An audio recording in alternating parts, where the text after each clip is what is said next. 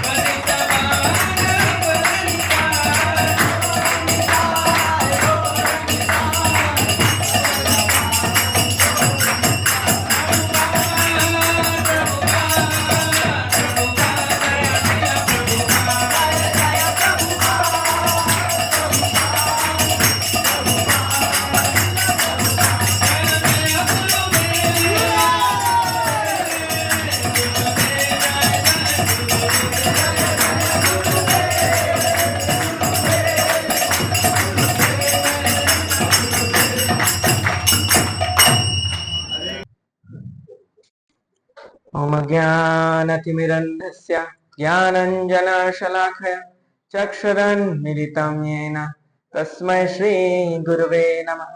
नमो विष्णुपादाय कृष्णपृष्ठाय भूतले श्रीमते भक्तिवेदान्त स्वामिनिधि नामिने। नमस्ते सरस्वते देवी गौरवाणी प्रचारिणे निर्विशेष शून्यवादी पाश्चात्य देशतारिणे। जय श्री कृष्ण चैतन्य प्रभु नित्यानंद श्री अद्वैत गदाधर श्रीवासादि गौर भक्त वृंदा। हरे कृष्णा कृष्णा कृष्णा हरे हरे, हरे राम राम राम हरे हरे। हरे कृष्णा।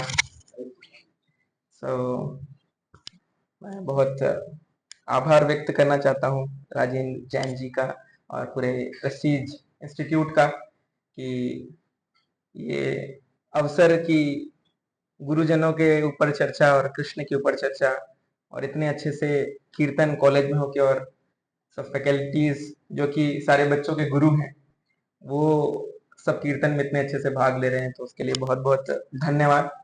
और पहले मुझे अपडेटेड था कि स्टूडेंट्स भी हैं और फिर बाद में पता चला कि एक्सक्लूसिवली टीचर्स के लिए प्रोग्राम है, ये बच्चों के कुछ एग्जाम्स वगैरह हैं। तो डेफिनेटली अगर जो बच्चों के गुरु हैं उन तक वो मैसेज पहुंच जाए तो बच्चों के पास तो अपने आप ही वो पहुंच जाएगा। सो हरि कथा और गुरुजनों के ऊपर चर्चा तो ऐसी है कि एक बार एक दुकानदार था और सुबह से शाम उसे अपनी दुकान में रहना पड़ता है और उस कारणवश वो ज्यादा अध्यात्म की ओर जा नहीं पाता, लेकिन उसकी रुचि बहुत रहती। वो हमेशा चाहता है कि मैं आध्यात्मिक विषय में जानूं और मेरी जो जिज्ञासा है वो पूर्ण हो। तो वो जैसे ही अपने गुरु के पास जाते हैं, गुरु बोलते हैं आ गए क्या, और वो सुनते ही वो बैठने लगते हैं तो बोलते हैं अच्छा बैठ गए क्या, तो बैठने लगते हैं और उसके बाद वो व्यक्ति तुरंत सो जाते हैं। जैसे श्लोकों का उच्चारण चालू होता है उन्हें तुरंत नींद आ जाती है, क्योंकि उनका स्केड्यूल ऐसा रहता है कि वो सुनने। तो जब कथा खत्म हो जाती है तो जब वापस जाने लगते हैं तो गुरुजी वापस पूछते हैं कि जा रहे हो क्या। तो 10 साल तक जीवन में यही चल रहा था उनके, आ गए क्या, बैठ रहे हो क्या और जा रहे हो क्या। अपने गुरु से सिर्फ ये 3 ही वाक्य सुने। अब एक दिन क्या हुआ, रात को सोते वक्त, अब स्वाभाविक है कि नींद तो उसको बहुत गहरी आई और चोर आया उसके घर। तो चोर जैसे ही एंटर किया आवाज आई, बोले आ गए क्या। तो चोर आश्चर्यचकित हो गया कि भाई ये जाग रहा है क्या। तो चोर एक किनारे बैठ गया और जैसे ही बैठा तो कह रहे बैठ रहे हो क्या। तो बोला अब तो यहाँ से भागना पड़ेगा, वो गेट की ओर बाहर जाने लगा, बोले जा रहे हो क्या। तो गुरु के वाक्य तो ऐसे हैं कि हम उनके मुख से हम कुछ भी सुनते हैं वो हमारे जीवन में हमारे लाभकृत ही होने वाला है। सो आज जो गुरु पूर्णिमा पे हमारा जो चर्चा है कि हम एक जगह से दूसरे जगह जाने के लिए यातायात में भी हमें किसका रिक्वायरमेंट होता है, जीपीएस का। हमें एक जगह से दूसरे जगह जाना है तो हम गूगल मैप्स लगा कर जाते हैं। तो जब हम आध्यात्मिक जगत में जाने के विषय के बारे में सोच रहे हैं और वो सोचे कि ये रास्ता हम अपने आप ये पूरा कर लेंगे, ये सफर पूरा नहीं होगा, उसके लिए हमें जरूरी है कि एक प्रामाणिक गुरु के मार्गदर्शन में ही हम जीवन में आगे बढ़ते रहें। तो जैसे कोई बच्चा है, अगर मदर्स डे में उसको बोलने के लिए कहा जाए तो स्वाभाविक है वो कि अपने माँ के बारे में ही बोले। तो वैसे ही हम सभी के जो गुरु हैं श्रील प्रभुपाद, मैं संक्षिप्त में उनके जीवन से कुछ लेसन्स, और वो ऐसे लेसन्स कि आप मैनेजमेंट फील्ड से हैं, मैनेजमेंट की फैकल्टी है ऑलमोस्ट, और स्टूडेंट्स भी आपके वो हैं, तो आप उनको दिखा सकते हैं कि कैसे जो गुरुजन हैं वो ना केवल आध्यात्मिक ज्ञान और आध्यात्मिक जीवन, उनका भौतिक कार्य भी ऐसे रहते हैं कि व्यक्ति हर एक चीज उनसे सीख सकता है। और हम सोचते हैं कि आध्यात्म के विषय जितने भी हैं वो सब मृत्यु के बाद ही काम आने वाले, लेकिन हम देखेंगे कि कैसे जीवंत उदाहरण हमारे सामने श्रील प्रभुपाद हैं, उनके बारे में हम देखेंगे। ओके, तो श्रील प्रभुपाद का जो टाइटल है अमंक विथ अ डिफरेंस, कि गुरु ये कैसे अलग हैं, स्टूडेंट्स के सामने ये प्रदर्शित करने वाले थे। तो वही मैं पूछने वाला था कि बच्चे सोच रहे होंगे कि मैनेजमेंट के स्कूल में गुरु जी के प्रवचन का क्या रिक्वायरमेंट है और गुरु जी के बारे में क्यों बता रहे हैं। तो शिला प्रभुपाद से अनेक चीजें हैं जो हम सीख सकते हैं। पंचुअलिटी, टाइम मैनेजमेंट, लीडरशिप, कैसे इंस्टीट्यूशन को पूरा स्केल अप किया उन्होंने, organisational development, sustainability, process, people skill, rapid expansion, growth, और ये सारी स्टोरीज अभी हमारे सामने आई। तो उनका जन्म 1896 में हुआ, बंगाल में, कलकत्ता में, और एट द एज ऑफ 14 उनकी जो मदर है उनका देहांत हो गया। तो अपने पिता के ही मार्गदर्शन में वो जीवन में आगे बढ़े। स्कॉटिश चर्च कॉलेज से उन्होंने अपना एजुकेशन पूरा किया, लेकिन क्योंकि नॉन कॉपरेशन मूवमेंट उस समय जो चल रहा था ब्रिटिशर्स का, तो उसके तहत उन्होंने वो जो डिग्री वहां से हासिल की, तो वो उन्होंने उनसे डिग्री ली ही नहीं, एक्सेप्ट ही नहीं की। तो फिर अपने भौतिक जीवन में आगे बढ़ते हुए उन्होंने प्रयागराज में फार्मेसी, उनका पूरा इंडस्ट्री था, और उनका उसी समय उनके एक जो मित्र हैं उन्होंने श्रील भक्ति सिद्धांत सरस्वती ठाकुर नामक एक गुरु से उनको मिलाया। तो जैसे ही श्रील भक्ति सिद्धांत सरस्वती ठाकुर के सामने श्रील प्रभुपाद आए, तो उन्होंने तुरंत पूछा कि तुम नौजवान हो और तुम्हें अंग्रेजी भाषा भी आती है, तुम पाश्चात्य जगत में जाके प्रचार क्यों नहीं करते। तो उन्होंने पूछा, ऐसा क्यों, पाश्चात्य जगत में जाके प्रचार करने से क्या होगा, विदेश में क्यों, भारत में। तो उस समय सिस्टम ऐसा चल रहा था कि जैसे ही जो भी इंपोर्टेड चीजें होती है उस पे ही लोगों का ध्यान जा रहा था, लेकिन हमारी संस्कृति, हमारी जो धरोहर, हमारा सनातन धर्म है, यहाँ रहते कि नहीं लोग उसको निग्लेक्ट करना स्टार्ट कर रहे थे। तो शिला प्रभुपाद जी ने जो जब ये प्रश्न पूछा तो उन्होंने कहा, जब पाश्चात्य देश के लोग ये फॉलो करेंगे और जब वो भारत आएंगे तो लोग देखेंगे कि हाँ, हमारे सनातन धर्म में कुछ ऐसा है कि वहां के लोग भी इस चीज को एक्सेप्ट कर रहे हैं, तो हमारी तो धरोहर ही है, हमें उसे कितना सहेज के रखना चाहिए। तो यही वो लेके ये लाइफ टाइम मिशन बना के और प्रिपरेशन चालू कर देते हैं। तो उस समय उनके पास ना टाइपराइटर था ना कुछ था, वो हाथ से ही भगवत गीता का ट्रांसलेशन जो है वो करते थे, अनुवाद, और साथ में तात्पर्य, हम उससे क्या शिक्षा ले सकते हैं वो करते थे। और बहुत दिनों के बाद उन्होंने एक कॉपी जो है वो लिख के कंप्लीट की, और ऐसे कई कॉपी उन्होंने हस्त लिखी थी, वो हाथ से बनाते बनाते ही उन्होंने रखी। और उनकी पत्नी जो है, उन्होंने क्या किया कि रद्दी वाले को वो सारी भगवत गीता की जो कॉपी थी वो बेच दी। और पूछे क्यों, तो बोले मुझे चाय खरीदनी थी और उसके लिए पैसे नहीं थे, तो मैंने रद्दी वाले को वो कॉपी दे दी। तो श्रीला प्रभुपाद ने बहुत स्ट्रांग डिसीजन लिया उनके लाइफ में कि टी और मी, तुम्हें चाय चाहिए या मैं चाहिए। तो उनकी पत्नी ने ऐसे ही मजाक में बोलते कि चाय। और वो आखिरी दिन था कि श्रीला प्रभुपाद वहां थे। उसके बाद वो घर त्याग करके वृंदावन चले गए, अपनी जो रिस्पॉन्सिबिलिटीज थी, उनके बच्चे जो बड़े हो गए थे, अपना पूरा धन वगैरह सब कुछ दे के और वो वृंदावन की ओर चले गए। तो हमें लग सकता है कि ये तो बहुत गलत किया उन्होंने। तो एक कोट है कि if we have nothing meaningful in life to die for, हमारे जीवन में कुछ ऐसा नहीं है जिसके लिए हम एकदम मर मिटना चाहते हैं। We have nothing worthwhile to live for, तो एक्चुअल में हमारे जीवन में जीने के लिए कुछ है ही नहीं।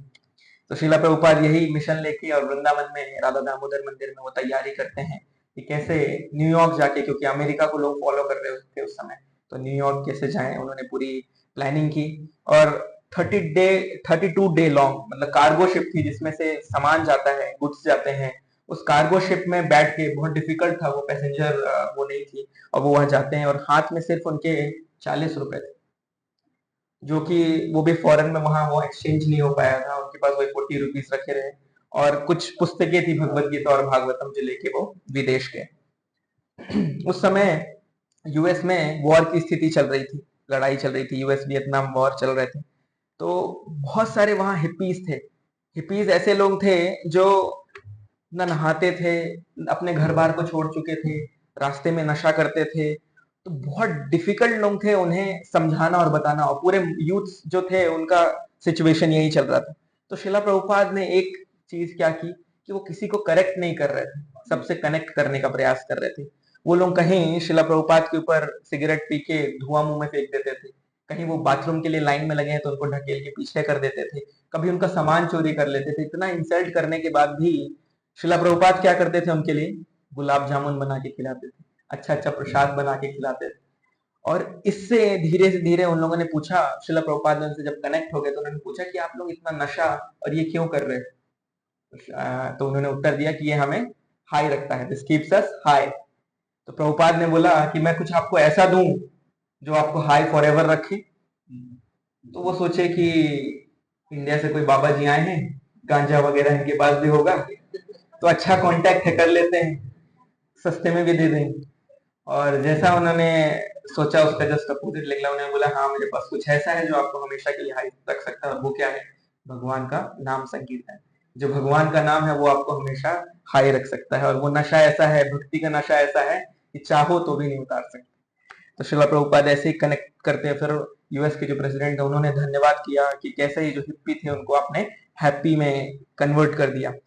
अब वो 10 से 11 साल के बीच में क्या हुआ, उन्होंने अलग अलग देशों से लीडर्स इकट्ठा किए, और जो मैन पावर थी, सब कुछ, फंड्स का बहुत प्रॉब्लम आ रहा था। भारत वर्ष में तो मंदिर बन रहा है, कुछ बन रहा है तो लोग कंट्रीब्यूट करना चाहते हैं। विदेश में तो चर्च बन रहा है तो वो लोग कंट्रीब्यूट करेंगे, मंदिर के लिए कौन करेगा? तो अपने पुस्तकें वितरण कर करके, अगरबत्तियां सेल वगैरह करा के डिसाइपल जो थे उन्होंने मंदिर बनाई, और ओवर 5.5 करोड़ बुक्स जो भगवत गीता और भागवतम है वो डिस्ट्रीब्यूट करे उस समय में, और फंड रेज करते थे, उससे मंदिर बनाते थे। और इस 10 साल में उन्होंने 108 मंदिर बनाए। ये इमेजिन कर पाना, उनके पास ना कोई वेंचर कैपिटल था, ना कोई एंजल फंड, ना प्राइवेट इक्विटी, ना आईपीओ, ना बैंक लोन, कंप्लीटली बूटस्ट्रैप्ड था।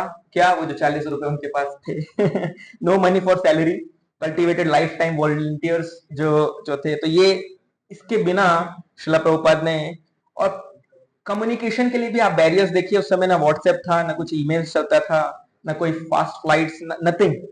लेकिन 10,000 लेटर्स वो भेज के अपने शिष्यों को पूरे उनकी फिलोसॉफिकल इश्यूज जो होते थे, पर्सनल इश्यूज होते थे, प्रोफेशनल इश्यूज या मैनेजरल इश्यूज जो भी चल रहे थे, शिला प्रभुपाद ये लेटर्स के थ्रू टैकल करते थे वो सारा। तो लो कॉस्ट में हाई स्पीड में वो देख रहे थे। तो उसका रीजन क्या था? अर्जेंसी थी उन्हें कि जल्दी करना है मुझे, और पीपल स्किल, बहुत अच्छे से लोगों को वो मैनेज करते थे। 22 घंटे सेवा करते थे, 2 घंटे सोते थे। जब लोग सो जाते थे तो रात को पुस्तक जो हम लोग अभी देखते हैं इस्कॉन की भगवत गीता यहाँ हम लोग लेके आए हैं, रात रात भर डिक्टा फोन में वो कमेंट्रीज जो है वो बोलते रहते थे, अलग अलग आचार्यों से सुन के जो है वो डिक्टेट करते रहते थे, फिर उनके शिष्य उसको टाइपराइटर में टाइप करते थे। तो 22 घंटे उनकी सेवा थी, और 2 घंटे वो सिर्फ रेस्ट ले पाते थे। उनके अंतिम समय में भी जब इस भौतिक धरातल से जब वो अपना जो देह है उन्होंने त्याग किया, उस समय, उसके कुछ समय पहले तक डॉक्टर जब उनका हाथ पकड़ के देखते थे ये, तो उनको लगता था कहीं ऐसा ना हो, इतने पतले हो गए थे वो कि कहीं हड्डी ना टूट जाए, इतना डरते थे। लेकिन आखिरी समय तक अपने वो जो सैया में लेटे हुए थे तब तक भी उन्होंने श्रीमद् भागवतम का जो ट्रांसलेशन है वो उस समय तक कर रहे थे। तो अंत समय तक वो सेवा में लगे थे। और जाने के बाद भी सब कुछ ऐसे जैसे इंडिया में बहुत सारी जगह हो जाता है कि एक गुरु है, उनके बाद उनका बेटा ही दूसरा गुरु बनता है, भले वो क्वालिफाइड हो या ना हो। शिला प्रभुपाद ये बिल्कुल नहीं चाहते थे। उन्होंने पहले ही से मैनकॉम जो मैनेजमेंट कमेटी थी वो बना दी, और उनका एक प्रिंसिपल था कि प्रिंसिपल्स जो हो वो ग्लोबल हो, रिसोर्सेज जो हो वो लोकल। आज अभी आपके डायरेक्टर सर हैं वो पूछ रहे थे कि अभी देवास में आपका एकदम छोटा सा ही सेंटर है अभी। तो यही शिला प्रभुपाद के प्रिंसिपल थे कि आप जहां भी जाओ, प्रिंसिपल्स हमारे ग्लोबल हैं, लेकिन रिसोर्सेस आपको वहीं से लोकली कलेक्ट करके लोगों से जुड़ जुड़ के आपको मंदिर बनाना और कृष्ण का जो प्रचार है वो चलाते रहना है। तो शिला प्रभुपाद ने ये किया, और उन सब का रिजल्ट क्या था कि आज फूड फॉर लाइफ चल रहा है, जो 14 लाख चिल्ड्रंस को everyday mid day meal provide कर रहा है, and overall around 2 crore people को प्रसादम जो है एवरी डे वो डिस्ट्रीब्यूशन हो रहा है अलग अलग टेम्पल्स में, अलग अलग जगह जाके, क्योंकि उनका ये मिशन था 14 माइल रेडियस तक कोई भी भूखा नहीं सोना चाहिए, क्योंकि कृष्ण सबके जगत पिता है। तो अगर पिता के घर के पास कोई भूखा सो रहा है वो कैसे हो सकता है? हमारे माँ बाप सोएंगे क्या कभी अगर हमने नहीं खाया? तो उनका यही उद्देश्य था। तो स्लोली एंड स्टडीली वो जो प्रोग्राम है हर जगह चल रहा है, यहाँ देवास में भी वो स्टार्ट हो गया है। तो ये शिला प्रभुपाद का शॉर्ट में जीवनी था, डिवाइन ग्रेस एसी भक्ति विधान स्वामी शिला प्रभुपाद।